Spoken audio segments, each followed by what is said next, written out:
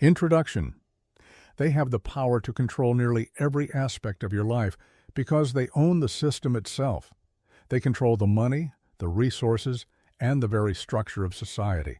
But there is one thing they cannot control: exposure. No conspiracy can survive the light of truth. Once people see through the illusion, their power crumbles. Because the true power of any government, any system, is in the people themselves.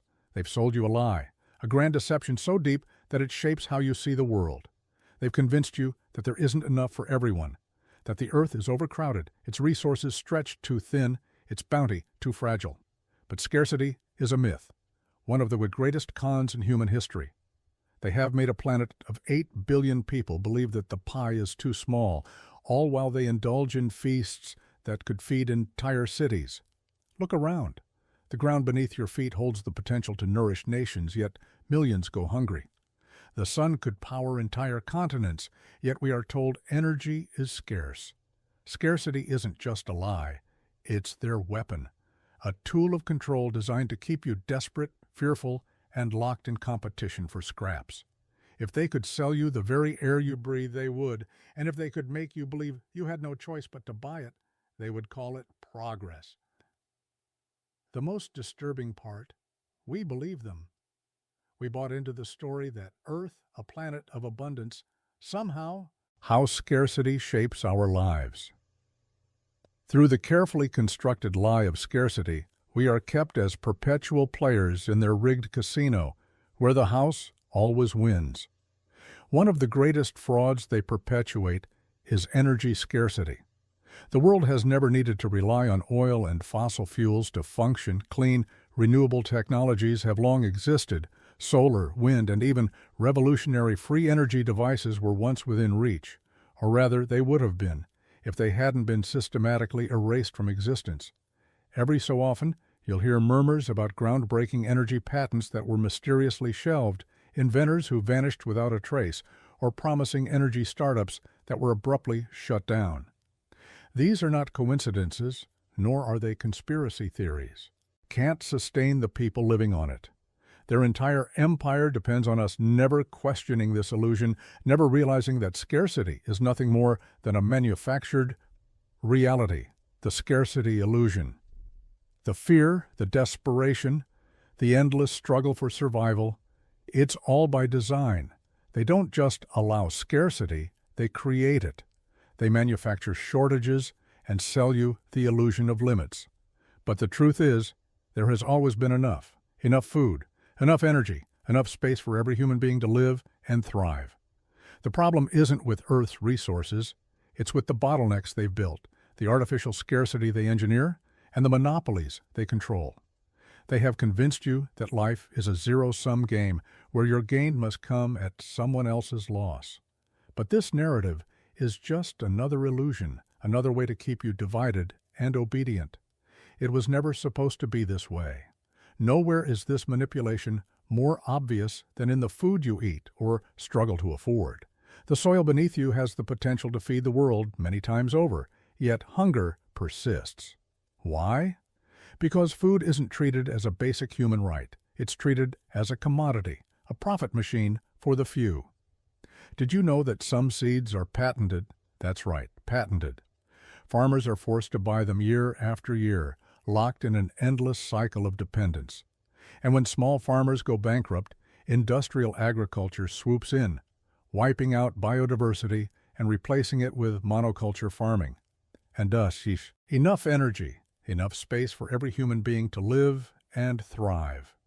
The problem isn't with Earth's resources, it's with the bottlenecks they've built, the artificial scarcity they engineer, and the monopolies they control.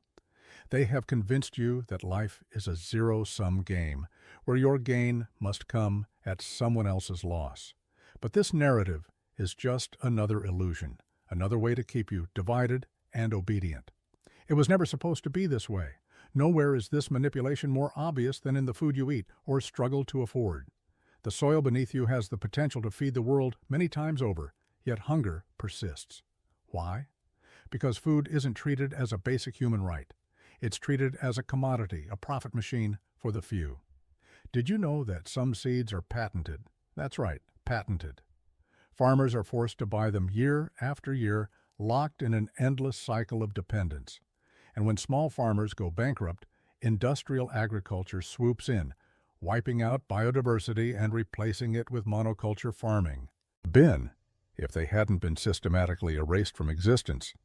Every so often, you'll hear murmurs about groundbreaking energy patents that were mysteriously shelved, inventors who vanished without a trace, or promising energy startups that were abruptly shut down. These are not coincidences, nor are they conspiracy theories. Turned into a business opportunity, power is consolidated, wealth is extracted, and the cycle continues until we wake up, until we see through the illusion, until we reclaim what was never theirs to take. How scarcity shapes our lives. Through the carefully constructed lie of scarcity, we are kept as perpetual players in their rigged casino where the house always wins. One of the greatest frauds they perpetuate is energy scarcity.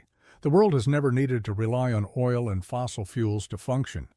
Clean, renewable technologies have long existed. Solar, wind, and even revolutionary free energy devices were once within reach. Or rather, they would have. An ecological disaster in the making. Global supply chains, controlled by a handful of corporate giants, are fragile by design. A single disruption, be it war, weather, or crisis, can plunge entire regions into famine. Coincidence? Hardly. These shortages keep food prices high, ensuring that desperation remains profitable.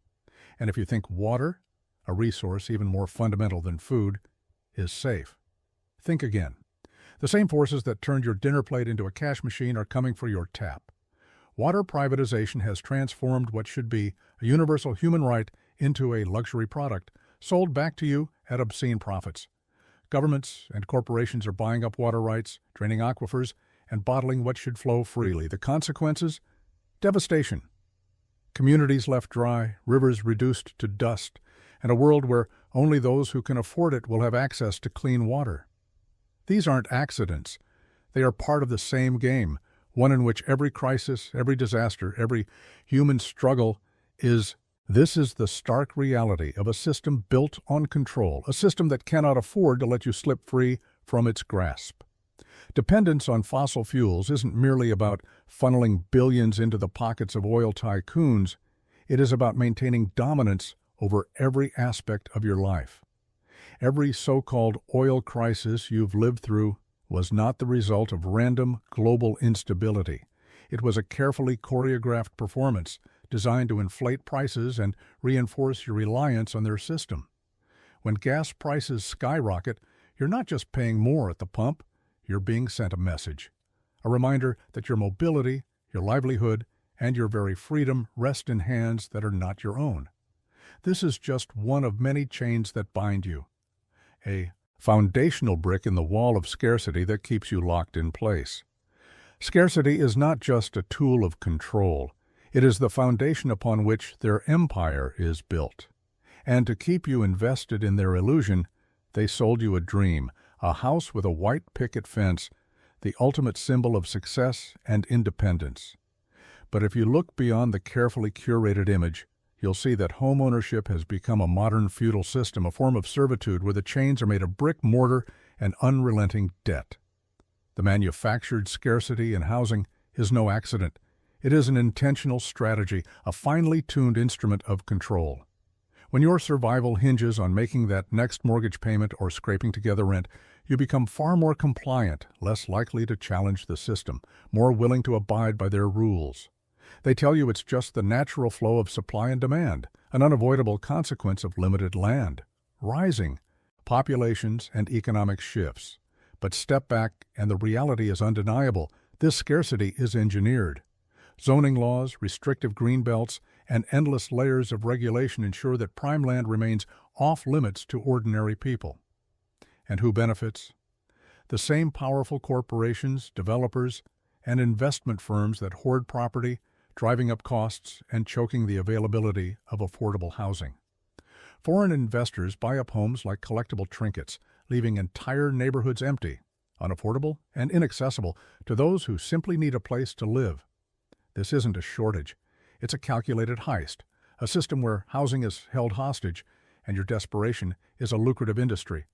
And if you can't buy in, you're funneled straight into the rental market, another predatory game rigged against you. Month after month, your rent is siphoned upward into the hands of faceless corporations, leaving you with nothing to show for it in the end. Gone are the days when landlords were people who lived down the street. Now, they are nameless. Entities hiding behind property management firms, pushing rents higher, tacking on hidden fees, and evicting tenants with zero hesitation.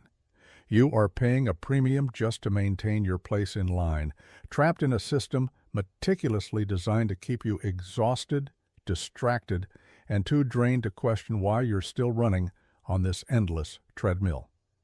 And signing those mortgage papers, that wasn't the golden ticket to freedom. It was a contract of anxiety, a 30-year agreement binding you to a system that ensures you will do whatever it takes to keep a roof over your head, lose your job, suffer a medical crisis, or fall behind even slightly, and you'll watch everything you built crumble before your eyes as the bank swoops in to claim what was never truly yours.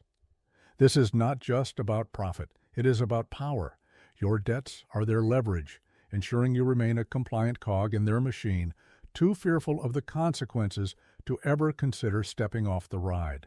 Ever dreamed of escaping the cycle, of going off-grid, building a sustainable tiny home, or forging a life outside the conventional model? They have prepared for that too. Zoning laws and building codes function as an invisible fortress, ensuring that alternative living remains just out of reach. Every attempt to break free, whether through co-ops, eco-villages, or self-sustaining communities, is met with red tape, regulatory barriers, and insurmountable legal obstacles. The solutions exist, but they are buried beneath layers of bureaucracy, ensuring that the only choice left is the one that keeps you locked inside their carefully controlled system. And the hidden truth about resources. The message is unmistakable. Live by their rules or risk being cast out. And what about homelessness, that ever-present specter haunting the streets of every major city? It isn't a glitch. In the system, it's a feature, an intentional psychological weapon.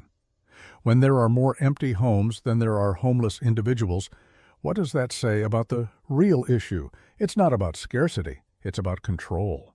They need that visible reminder, the constant presence of suffering, to instill fear in those who remain within the system. Homelessness isn't just tolerated, it's weaponized. It serves as a warning, a glimpse into the abyss that awaits those who dare to step out of line. By criminalizing the unhoused, they aren't solving the problem, they are reinforcing it. They are ensuring that you remain compliant, terrified of slipping through the cracks. You become grateful for whatever ransom they demand for the illusion of security, willing to pay any price to avoid joining the ranks of the forgotten. In this landscape, your home isn't a sanctuary, it's a battlefield. Every brick, every mortgage, every lease agreement, it's another page in the script they've written for you, a narrative you were never meant to question.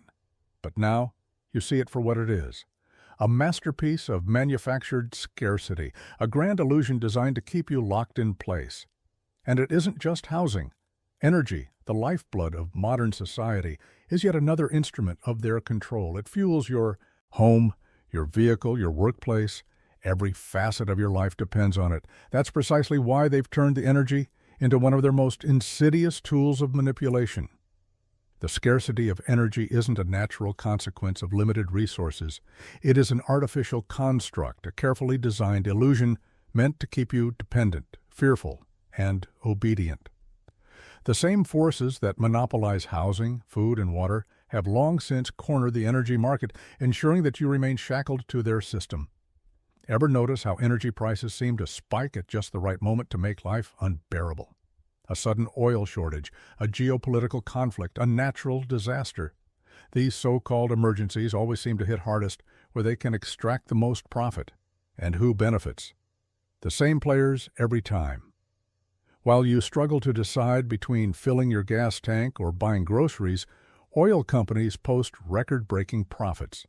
But here's their dirty secret. Many of these crises are not accidents. They are manufactured. Supply is manipulated. Fear is exploited, and the media is used as an amplifier to spread panic. The result? You pay more, you stress more, and most importantly, you remain reliant on their benevolence to keep the lights on. They tell you that renewable energy, solar, wind, and other sustainable technologies are the future. And in theory, that's true. But in practice, the way renewables are being implemented is just another trap. Large-scale renewable energy projects are not about liberating you from fossil fuel dependency. They are about maintaining control. The same corporate giants that have dominated oil and gas are the ones spearheading the transition to renewables. Their goal is not to decentralize power, it's to own the next phase of energy dependency. Ever wonder why small-scale solar panels, home wind turbines, and community-based microgrids aren't widely accessible? It's because decentralization would empower you. If you could generate your own energy, you wouldn't need them anymore. That is the real threat. Instead of allowing individuals to break free, they funnel billions into massive centralized renewable projects that ensure power, both literal and figurative, stays firmly in their hands. And while they push these grand energy initiatives, billions of people across the world continue to live in energy poverty, unable to afford even the most basic electricity. Even in developed nations, energy costs have become an unbearable burden for lower-income households. The struggle is no longer hypothetical, it's real, forcing families to make impossible choices, heat their homes, or put food on the table. This isn't about a lack of resources, this is about a lack of access, a system that thrives on keeping people desperate. They don't want a world where energy is free and abundant, where every home could power itself, where every individual could disconnect from their grid. They want you dependent, fearful, and endlessly paying into a system that was never designed to serve you. Scarcity isn't real, it's manufactured. And the sooner you see through the illusion, the sooner you can begin to break free. Control and dependence. This isn't just an unfortunate reality, it's a calculated strategy. When energy becomes scarce or unaffordable, your choices become limited. Your ability to move freely, to make independent decisions, to carve out a life on your own terms, shrinks. The less power you have, the more desperate you become, and the more willing you are to accept whatever solution they hand you, no matter how exploitative. The fear of losing access to energy doesn't just inconvenience you, it conditions you. It keeps you compliant, grateful for whatever scraps they decide to toss your way. And then there's the relentless push for so-called smart energy systems, smart meters, smart grids, smart appliances. On the surface, these technologies are marketed as advancements in efficiency and sustainability. But beneath the sleek modern veneer lies a far more insidious purpose: surveillance and control. Every device that connects to the grid is not just a convenience, it's a data collection tool, feeding your personal habits and behaviors directly into the hands of those who seek to control you. Picture a world where your energy usage determines your level of access. Use too much electricity? Your rates skyrocket. Step out of line? Your access is throttled. This isn't science fiction. It's already happening. In regions where energy rationing has been introduced, the population isn't just being monitored. Pharmaceutical conglomerates, insurance behemoths, and complicit governments all play their roles, ensuring that you remain just sick. They're being conditioned to accept scarcity, to embrace austerity, while the elites live in excess without restriction. Energy isn't naturally scarce. It's being hoarded, manipulated, and stolen from the people. The technologies that could free us already exist, but they are suppressed, ridiculed, and hidden away. Why? Because an independent population terrifies them. A world where individuals can generate their own energy, free from centralized control, is a world they cannot dominate. But you see it now, don't you? The game is rigged, and it's time to call their bluff. If energy is the lifeblood of society, then healthcare is the lifeblood of the individual. And just like every other vital resource, it has been hijacked and weaponized to keep you dependent, fearful, and under control. What should be a basic human right, your health and well-being, has been twisted into a profit-driven industry, fueled by suffering, anxiety, and desperation. Plans that barely cover the basics, while bleeding you dry with endless co-pays, premiums, and deductibles. This isn't a system in crisis. This is a system functioning exactly as intended, by making healthcare unaffordable, inaccessible, or dangerously precarious. They ensure compliance. Who dares rebel when a single hospital visit can financially destroy them? Meanwhile, the wealthy enjoy elite, concierge medicine. They bypass the overburdened system, gaining access to cutting-edge treatments, world-class specialists, and VIP care. The rest of us are left with crumbling hospitals, exhausted medical staff, and underfunded public health systems. The game is the same in every sector: scarcity, dependence, control. They don't need chains to keep you in place when fear does the job for them. But now that you see the illusion, the question remains: what will you do about it? Enough to be a paying customer, but never well enough to break free. Let's confront the ugly truth. Curing diseases isn't profitable. Managing them is.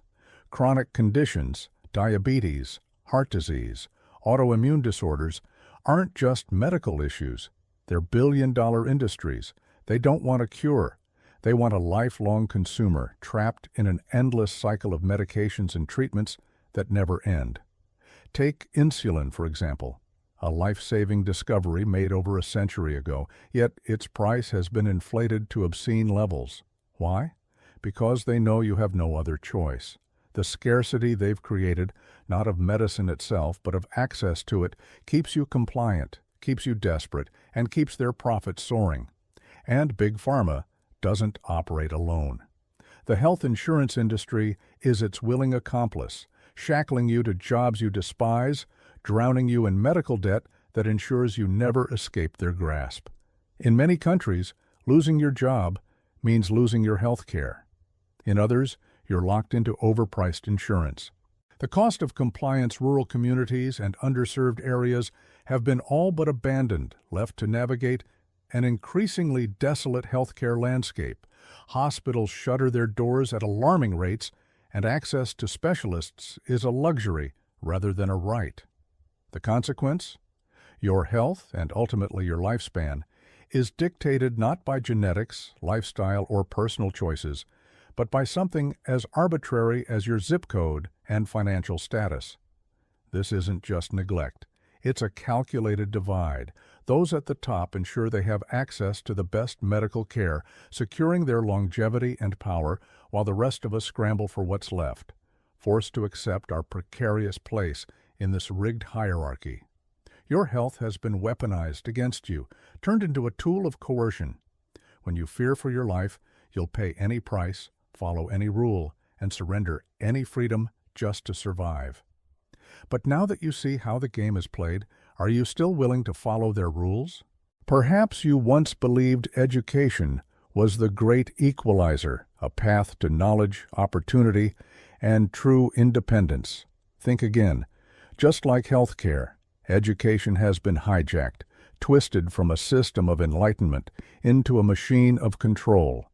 Instead of nurturing critical thought, it has become a production line, churning out obedient workers programmed to comply, not to challenge. Nowhere is this more evident than in the student loan crisis. The cost of higher education has skyrocketed, increasing far beyond inflation, wages, or common sense. Why? Because they've transformed learning into a business, and you, the student, are the product. Student debt isn't just an economic burden, it's a shackle, a lifelong contract that forces graduates to prioritize job security over passion, compliance over risk-taking. By making education unaffordable for most and tying it to insurmountable debt, they've ensured that even the privilege of learning comes with a price, one that benefits them. And what exactly are you paying for? A degree that holds diminishing value, a credential that once guaranteed stability, but now often leads to underemployment. Jobs that once required a high school diploma now demand a bachelor's. Those that needed a bachelor's now insist on a master's. The ever-rising bar keeps you in an endless loop. More tuition, more loans, more years of your life spent chasing qualifications that may never pay off. System. The more barriers you face, the less likely you are to step back and ask why they exist in the first place. But education's role in control goes even deeper than financial manipulation. Take a hard look at what schools actually teach. Are students learning financial literacy, critical thinking, or problem-solving skills? Number. They are being conditioned to obey authority, memorize and regurgitate information, and revere the status quo. From childhood, you are trained to sit still, follow rules, and accept what you're told without question. The education system isn't designed to create leaders, innovators, or revolutionaries. It's designed to create workers, individuals who will fill their predetermined roles without resistance. History is sanitized, science is filtered through corporate interests, and alternative perspectives are erased or ridiculed. The result? A society that knows just enough to function, but not enough to see through the illusion. Standardized testing is another layer of control, rewarding conformity and punishing originality. There is only one correct answer, one approved method of thinking, and any deviation results in failure. This isn't education, it's indoctrination. You are not taught to question the system, but to navigate it in a way that benefits those in power, color inside their lines, or risk being left behind. And while the majority are trapped in this cycle, the elite enjoy an entirely different system of education, one designed to keep them in power. Ivy League schools, private tutors, and exclusive networks ensure their children don't just learn, they inherit dominance. These institutions don't merely provide knowledge, they instill ideology, grooming the next generation of rulers while ensuring the rest of the population remains in the dark. Access to cutting-edge research, revolutionary technologies, or alternative worldviews is reserved for those at the top. The masses, meanwhile, are fed outdated curricula designed for complacency rather than empowerment. The game is clear. Keep you burdened, keep you docile, keep you just informed enough to function, but never enough to break free. But now that you see through their deception, what will you do with that knowledge? The illusion of opportunity. Forget about access to transformative education or groundbreaking discoveries. Those are tightly guarded, reserved exclusively for the elite. The system ensures that knowledge remains a privilege, rationed out carefully to maintain the existing power structures. Nowhere is this more blatant than in the global South, where underfunded schools, chronic resource shortages, and systemic illiteracy trap billions in cycles of poverty and exploitation. Multinational corporations pretend to extend a helping hand, offering token donations while simultaneously extracting the wealth, labor, and natural resources of these communities. Education is dangled just out of reach, a constant promise of escape that never materializes. Your mind is their battleground. By controlling what you learn and how you learn it, they don't just shape your knowledge, they construct your entire perception of reality. They tell you that work is dignity, that it brings security and purpose, but step back and look at the bigger picture.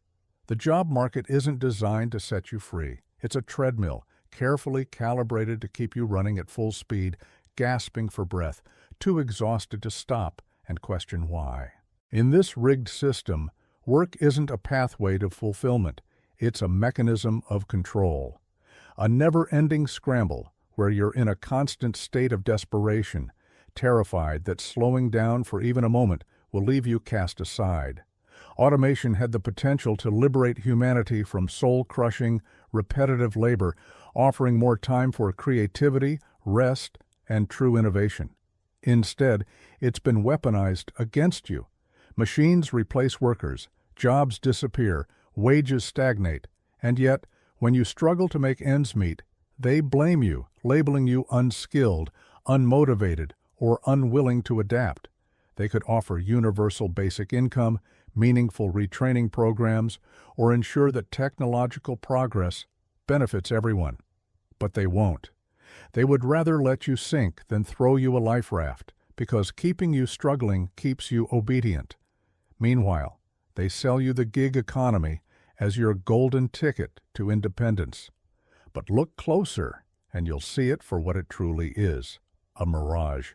No benefits, no security, just an algorithm dictating whether you can scrape together enough to survive. You're reduced to a hustler for scraps, while the corporations rake in fortunes, disguising exploitation with flashy tech jargon. They call it flexibility, but in reality it's precarity, a system where all the risk is yours, and all the rewards flow upwards. And while the cost of living surges, your paycheck remains frozen in time. CEOs, shareholders, and industry titans toast to record profits, while you're told that's just the market. As if the market were some impartial force rather than a rigged casino designed to funnel wealth into their hands while you pump in your time, energy, and dreams, hoping for a jackpot that never comes. They whisper that if you find your passion, work will never feel like work. Another lie. By making work central to your identity, they ensure you will endure endless indignities just to maintain the illusion of purpose. But here's the truth. Most jobs don't exist to fulfill you. They exist to enrich them.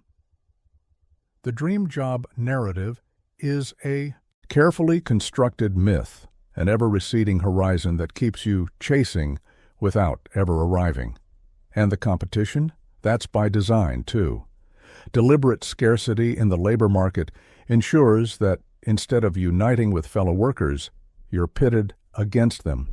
Immigration policies, outsourcing, and globalization are all strategically manipulated to flood the workforce and keep wages low. The system is built not just to exploit, but to divide, so you fight each other for the scraps instead of questioning who wrote the rules in the first place. Divide and conquer isn't just a relic of history, it's their economic model. And just when you think it couldn't get worse, they transform your workplace into a surveillance state.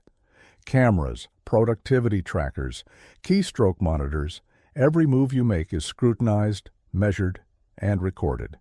It's not just about efficiency, it's about control. They don't just want your labor, they want your obedience. The chains of control. Every system you participate in, work, finance, education, has been meticulously designed to extract maximum value from you while ensuring you remain compliant. In the workplace, micromanagement isn't about efficiency, it's about domination. Every deadline, every quota, every invasive monitoring tool is engineered to reinforce submission.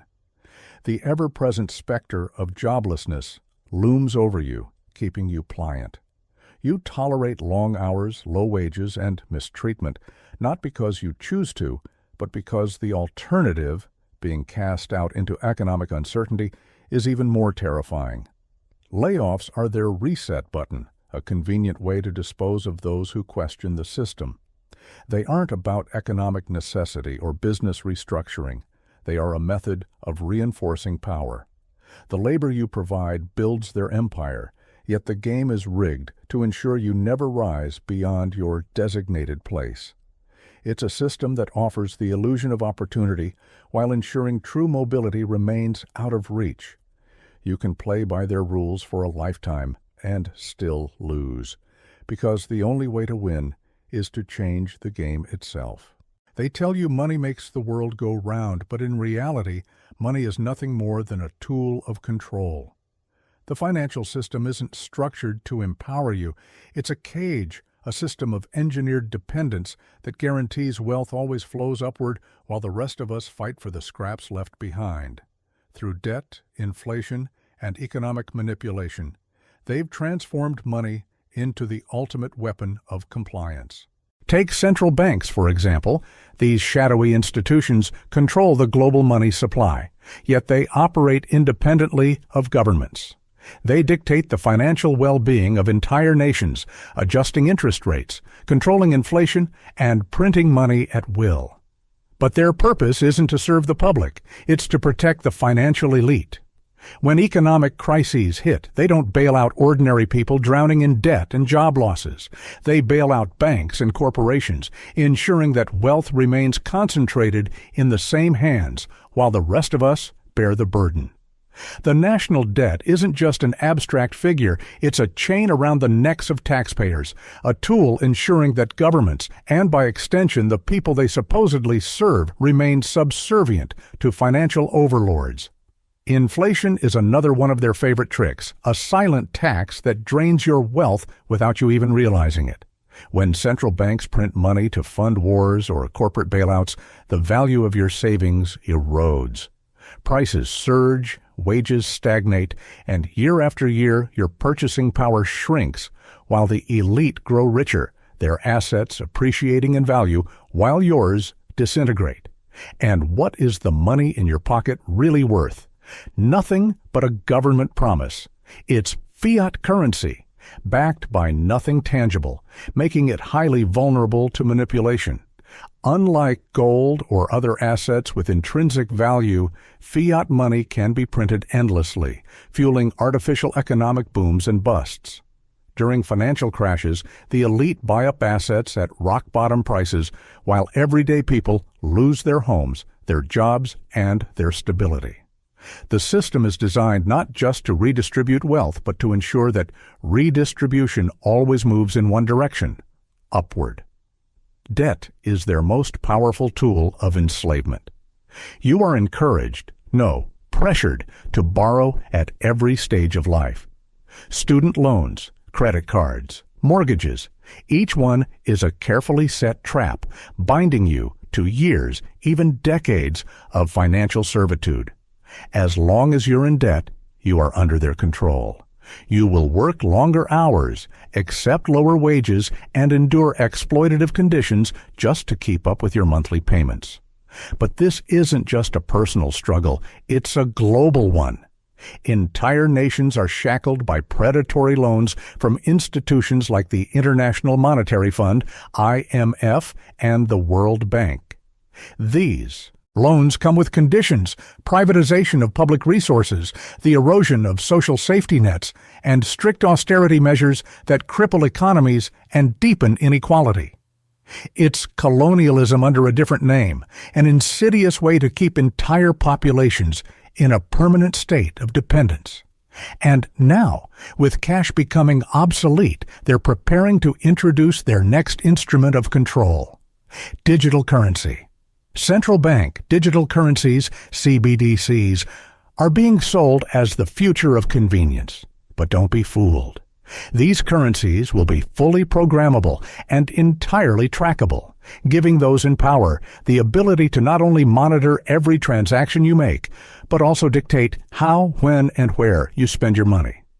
Imagine a world where your account can be frozen with a keystroke, where your access to resources is dictated by an algorithm.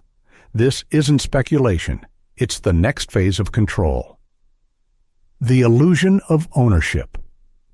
Imagine a world where your ability to buy food, travel, or access basic necessities is determined not by your earnings, but by an algorithm tracking your behavior. A world where your social credit score dictates whether you can purchase groceries or pay your rent. This isn't dystopian fiction. It's the future they are meticulously constructing. Digital currency isn't about progress or convenience. It's about total surveillance and absolute control. The economic cycles of growth and recession, they aren't natural.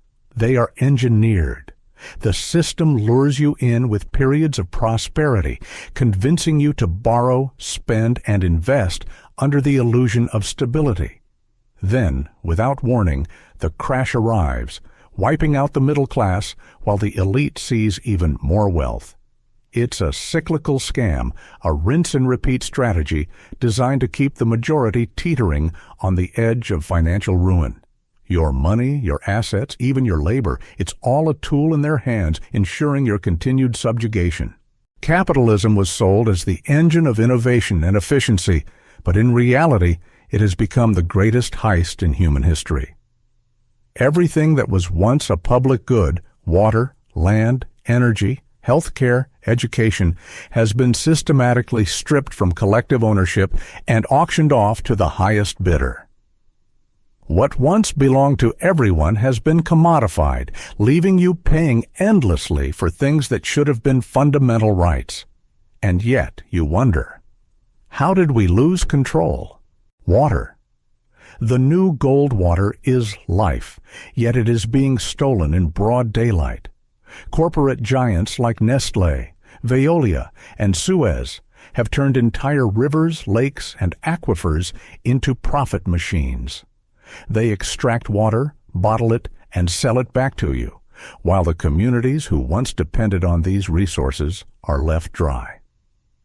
Around the world, governments are quietly signing away water rights to private corporations under the pretense of efficiency and development. The result?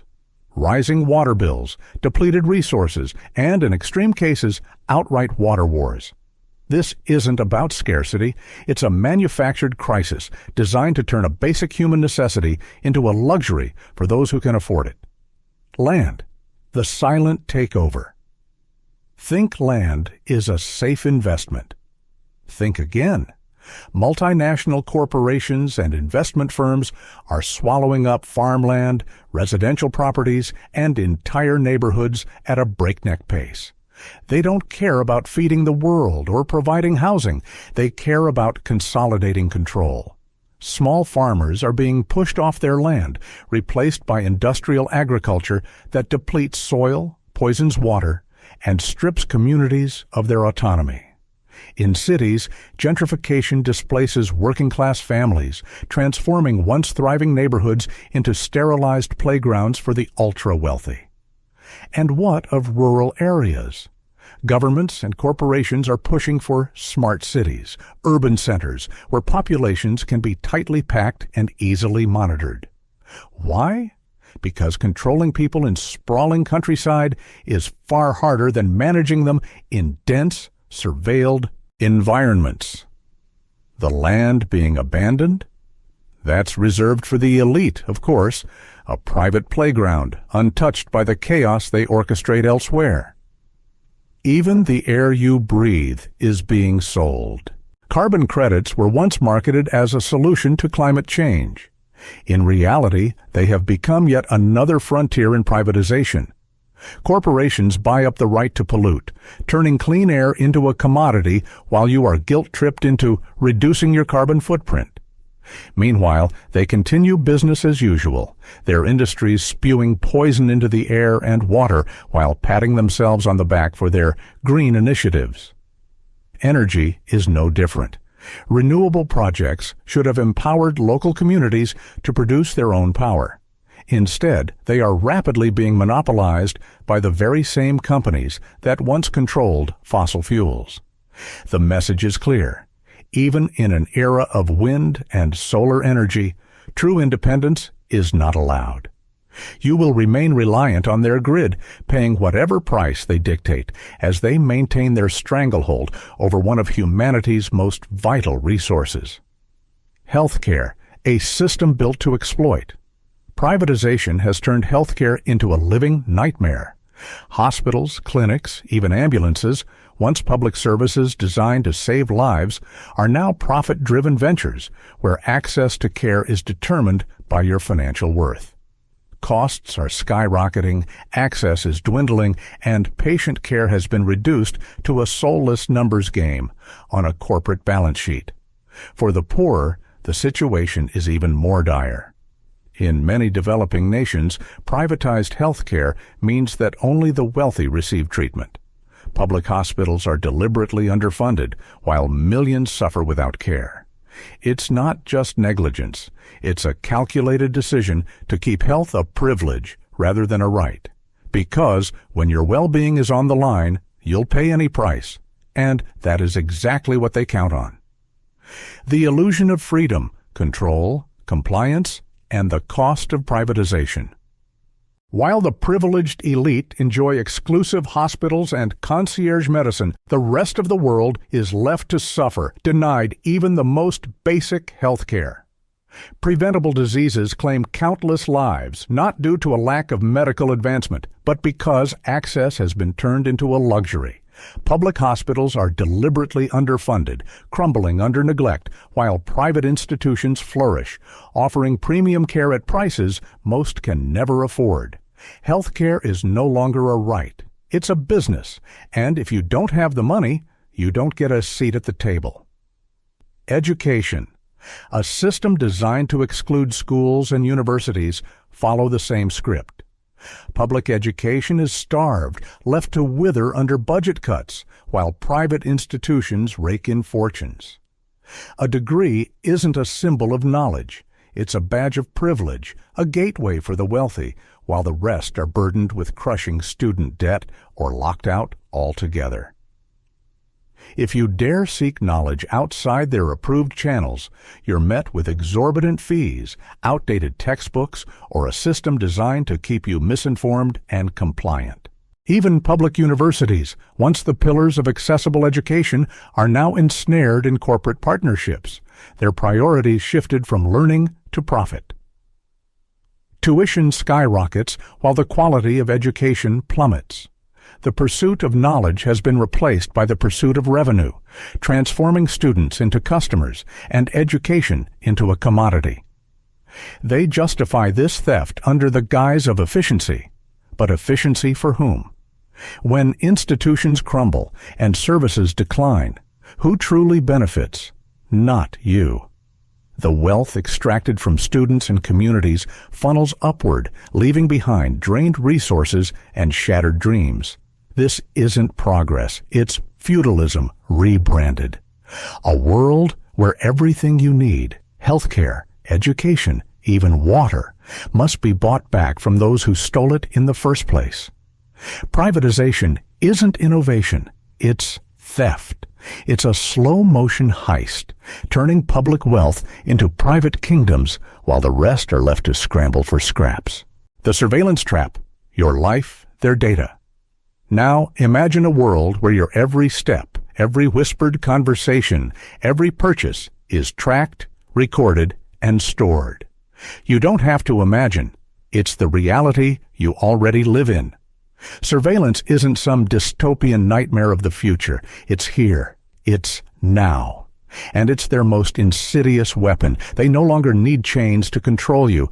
Data is far more powerful. Every action you take, every decision you make is logged, analyzed, and used to predict your next move before you've even thought about it. Cameras watch, microphones listen, algorithms process, ensuring that your actions stay within the acceptable bounds. Your thoughts are nudged, your opinions molded, your behavior fine-tuned to serve their interests. Your smartphone, your smart TV, your smart home, these aren't conveniences. They are Trojan horses. Every tap, every voice command, every online search feeds into their data mills, refining their ability to manipulate you. Who profits from this endless ocean of personal information? Corporations, governments, and those who thrive on knowing your desires, your fears, your weaknesses. They tell you it's for your safety, but surveillance was never about protection. It's about control. The more they know, the harder it becomes to resist. They dangle smart technology in front of you, appliances, vehicles, entire cities, promising a life of ease. But beneath that polished marketing lies the truth. These tools are designed to monitor you, shape your habits, and strip away your autonomy. Your thermostat records your routines. Your car's GPS logs your every journey. Your devices listen even when you're silent. And all this data funnels back to the very institutions that dictate the rules of your existence. The illusion of choice. We embraced social media, believing it would be a tool of connection, a space to share, to express, to be free. Instead, we got a meticulously crafted trap, an endless scroll designed not to inform, but to distract. The content you see isn't random. Algorithms ensure that what appears on your screen is precisely what will keep you engaged, divided, and easily manipulated. Every click feeds their machine, strengthening their control while weakening your ability to think freely. The Internet, once a frontier of open knowledge, has become a labyrinth of misinformation, censorship, and surveillance. Walk down any city street, and you'll be caught on countless cameras. Open any app, and your data is harvested. Think you're making independent choices? Think again. The illusion of choice is their greatest trick. They have built a world where your body is monitored, your education is limited, your health care is a privilege, and your very thoughts are engineered. The question is, when will you start fighting back? The surveillance state, watching, controlling, and profiting from you. From traffic lights to store entrances, surveillance cameras are everywhere. They watch, record, and increasingly, they recognize. Linked to powerful facial recognition systems, these cameras can identify you in seconds, cross-referencing your face with vast databases containing personal details you never consented to share. You may think of this as a distant dystopian possibility, but it's already happening. Take China's social credit system, where surveillance is used not just for security, but for behavioral control, rewarding compliance and punishing dissent. But don't be fooled into thinking this couldn't happen elsewhere. The infrastructure is already in place. The only thing missing is the right crisis, the right excuse to justify its full-scale implementation. And it goes beyond cameras. Wearable devices like fitness trackers and smartwatches gather intimate details about your health, your heart rate, sleep patterns, activity levels. DNA testing services analyze your genetic code, promising insight into your ancestry, yet quietly feeding data into corporate and governmental systems. These technologies seem convenient, even beneficial. But ask yourself, who owns this data? Who profits from it? Now imagine a world where your health data determines your insurance rates or whether you qualify for a loan. A world where stress or anxiety markers in your biometric readings flag you as a risk. A world where your genetic predisposition makes you unemployable, uninsurable, or undesirable. This isn't paranoia, it's a reality being built piece by piece. Because this isn't just about control, it's about money. Your data is the new oil, an endlessly valuable resource fueling an industry built on extraction and exploitation. Tech giants like Google, Amazon, and Apple aren't just selling you products, they're selling you. Every click, every step, every breath is being recorded, analyzed, and monetized. Governments are not just passive observers in this grand data grab. They buy, subpoena, or outright demand access to these databases under the banner of national security. The line between corporate surveillance and state surveillance has blurred to the point of non-existence. You think you're a customer, but in reality, you're the product. And as long as they can watch your every move, they can shape your choices, influence your actions, and ensure you remain exactly where they want you, under control. Fear, the ultimate tool of control. Surveillance is a form of slavery, but it's not the only one. There is a more insidious force at play, fear. Primal, overpowering, and easily manipulated, fear is the most effective method of control. They don't need armed guards patrolling every street when your own mind keeps you in check. Fear of poverty, fear of crime, fear of disease, fear of isolation. They have refined fear into a science, ensuring that your choices are never truly your own. Because when you are terrified, you are predictable. And when you are predictable, you are easy to control. Take homelessness, joblessness, and financial ruin. These aren't just unfortunate side effects of an unfair system. They are deliberate warnings. The homeless encampments you see in city streets aren't just signs of a broken world. They are messages. This could be you. They whisper, keep working, keep obeying, and maybe, just maybe, you'll avoid this fate. They manufacture this fear by ensuring that safety nets are either non-existent or riddled with holes. In a world where a single missed paycheck can send you spiraling into catastrophe, you don't have the luxury of resistance. You don't question long hours, stagnant wages, or exploitative conditions. You simply comply because the alternative is too horrifying to consider. Fear of losing your job, your home, or your health insurance keeps you docile. Fear of speaking out, of standing alone, of resisting, keeps you silent. And they understand something deeper. Humans are social creatures. The fear of ostracization is embedded in our DNA.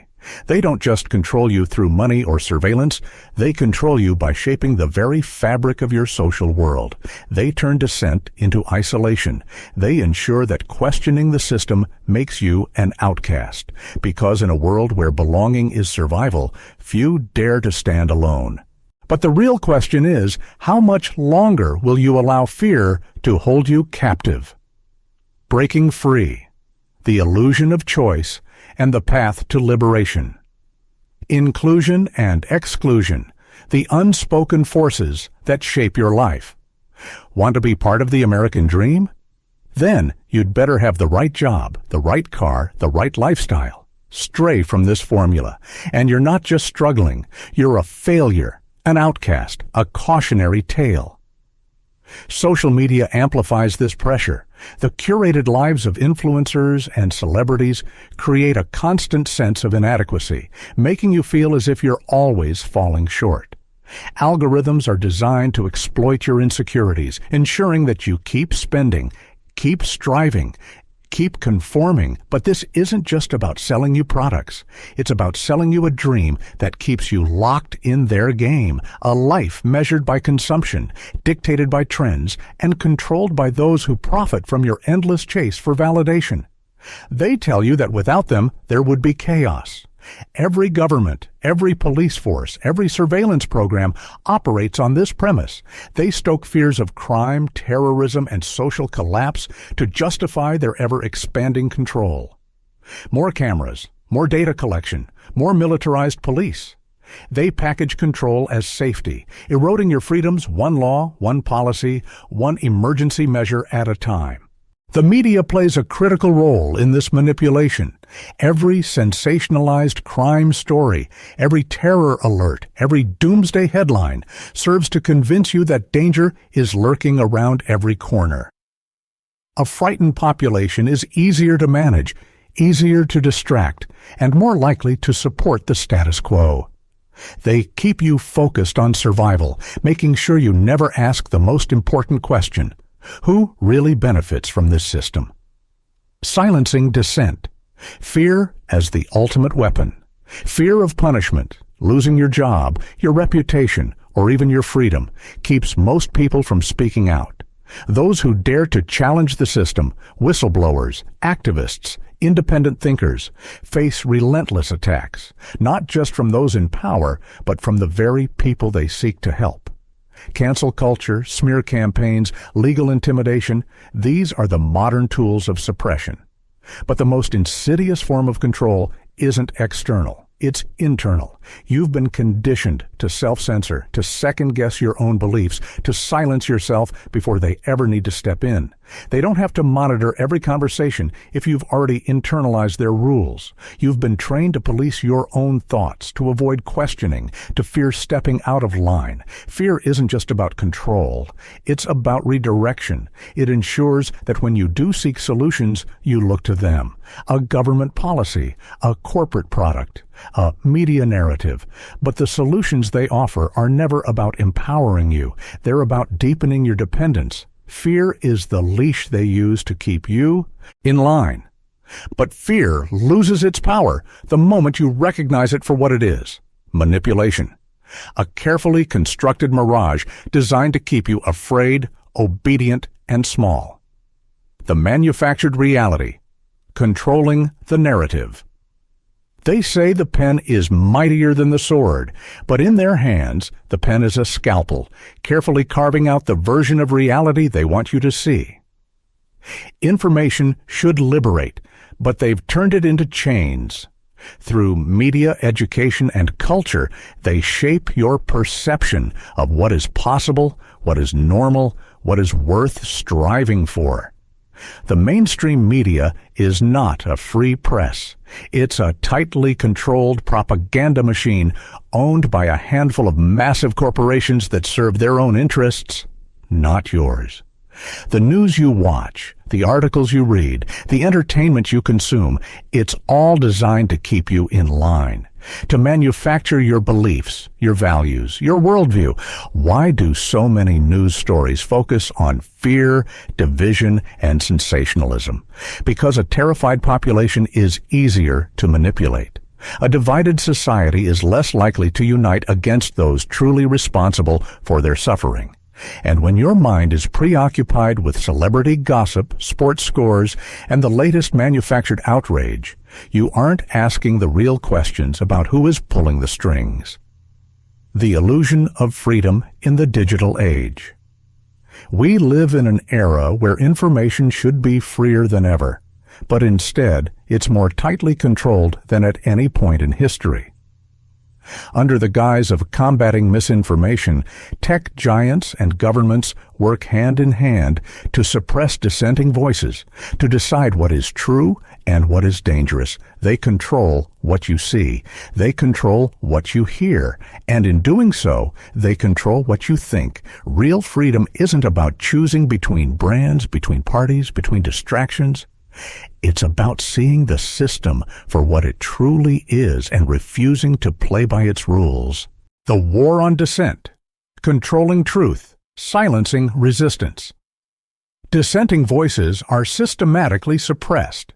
Social media platforms shadow ban, demonetize, and deplatform anyone who dares to challenge the official narrative. Fact-checking services, often bankrolled by the very institutions they claim to scrutinize, act as gatekeepers of truth, not protectors of it. But who decides what's true?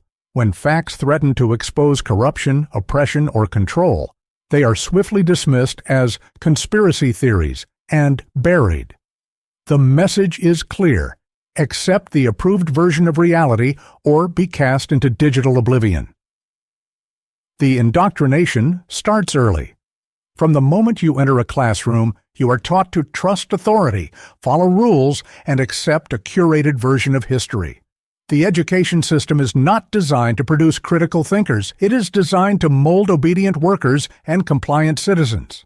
Textbooks gloss over uncomfortable truths about colonialism, corporate exploitation, and systemic oppression.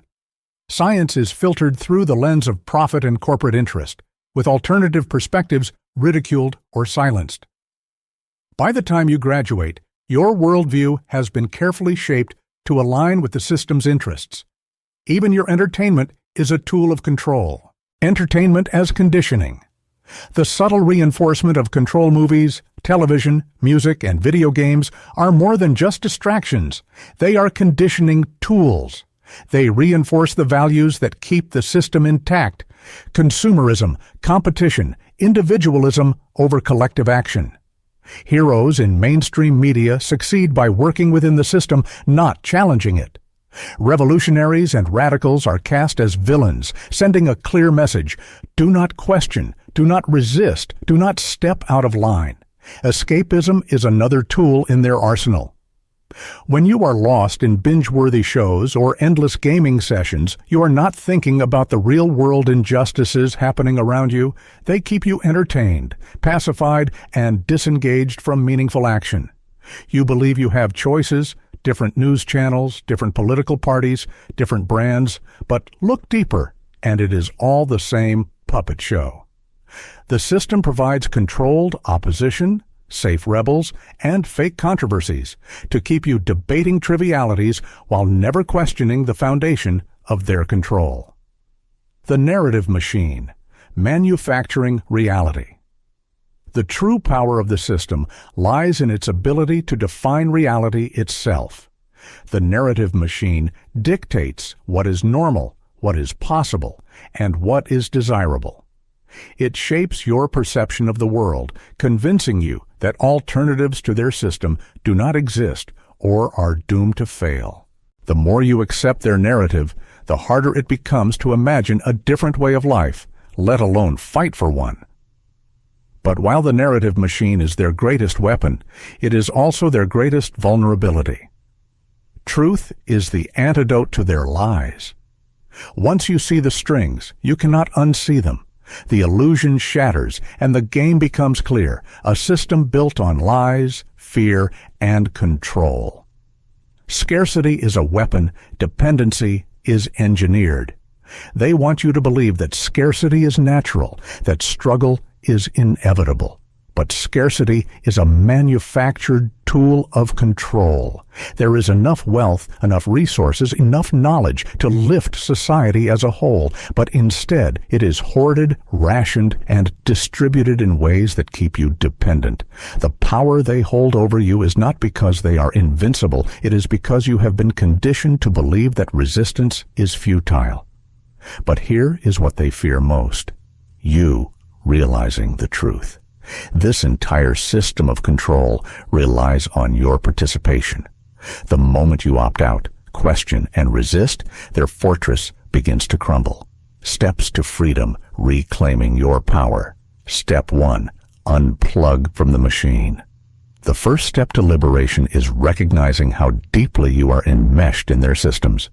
Every dollar you spend, every news source you trust, every institution you rely on, it all feeds into the web of control. Start by unplugging where you can. Diversify your information sources. Seek out independent journalists, alternative media, and voices that challenge the mainstream narrative. Learn to recognize propaganda and question everything. Reduce your digital footprint. Use privacy-focused tools and platforms. Limit how much data you give to tech giants. Remember, your data is their power. Step 2. Escape financial chains. Debt is a modern form of servitude, keeping you locked in a cycle of dependence. Breaking free is difficult, but even small steps make a difference. Pay off what you can. Avoid unnecessary loans. Resist the pressure to live beyond your means. Economic independence weakens their grip on you. The less you owe, the less control they have. Step 3. Build true community. The system thrives on division. It wants you isolated, suspicious of your neighbors, reliant on institutions instead of people. But real power comes from unity. Find like-minded individuals. Build networks of trust, support, and mutual aid. When communities are self-sufficient, the system's leverage diminishes. When people help each other instead of turning to corporations or the state, the illusion of dependency shatters. Step 4. Question, resist, reclaim. Reclaim your mind. Reclaim your choices. Reclaim your power. Their system is not unbreakable. It is fragile, propped up by deception and fear. You do not have to play their game. The moment you decide to break free, their power over you begins to fade. You were never meant to be a pawn in their machine. You were meant to be free. Breaking free. Steps to reclaim your power. Every dollar you don't owe is a dollar they can't use to control you. The financial system is designed to keep you in perpetual dependence. But every step toward financial freedom is a step toward real independence. Step 1. Build local resilience. One of their most powerful weapons is the centralization of power, resources, and control. To counter this, focus on strengthening local resilience. Support local businesses. Every dollar spent at a small business is a dollar that circulates within your community instead of feeding multinational corporations. Grow your own food. Even a small garden reduces reliance on industrial agriculture. Community gardens and food co-ops amplify this effect, fostering both sustainability and solidarity. Create local networks, strengthen ties with neighbors, friends, and like-minded individuals. A connected and resilient community is far harder to control than isolated individuals. Step 2. Reclaim knowledge and skills. They maintain control by keeping you dependent, by stripping essential skills from everyday life and hoarding knowledge for the elite. Take back what's yours. Learn practical skills. Cooking, repairing, gardening, and first aid empower you to rely less on corporate and state systems. Educate yourself. Dig into suppressed histories, alternative science, and critical thinking. Knowledge is the first step toward liberation. Teach others. Share what you learn with your community to create a ripple effect of empowerment. Knowledge spread is power multiplied. Step 3. Challenge the narrative. Their greatest weapon is controlling what you believe. Take that away, and their power crumbles. Speak out. Share your insights. Challenge mainstream narratives and amplify voices that expose the truth. Create alternatives. Whether it's starting a blog, making a documentary, or building a local movement, every counter-narrative chips away at their dominance. Celebrate dissent. Support whistleblowers, activists, and truth-tellers who risk everything to expose corruption. Their courage weakens the system's grip. Step 4. Demand systemic change. Individual action is powerful, but real transformation requires systemic change. Organize and mobilize. Demand accountability. Push for decentralization and policies that return power to local communities, whether in energy production, food systems, or education. Fight for transparency. Demand open governance, corporate accountability, and independent oversight of powerful institutions. Resist privatization. Public resources, water, land, energy, belong to all of us, not the highest bidder. Protect what's meant to serve the people. Step 5. Embrace courage over fear. Fear is their ultimate weapon, but courage is yours. When you refuse to be ruled by fear, you become unpredictable, uncontrollable, unstoppable. Recognize that fear thrives in isolation. Connect with others who see the system for what it is. Together, you are stronger. Every act of defiance matters. Whether it's refusing to buy into consumerist culture, questioning authority, or simply helping someone in need, you create cracks in the system. Hope is rebellion. Believing in a better world isn't naive, it's revolutionary. They rely on your apathy. Your belief in change is a direct threat to their control. This is your game now. Scarcity, fear, and control only hold power as long as you allow them to. The system is vast, but it is not invincible. Piece by piece, step by step, it can be dismantled. You can reclaim your autonomy, your community, and your future. They want you to believe resistance is futile, but the truth is simple. The only way they win is if you don't fight back. Now go, not as a pawn in their game, but as a player writing your own rules. And don't worry, this is just the beginning.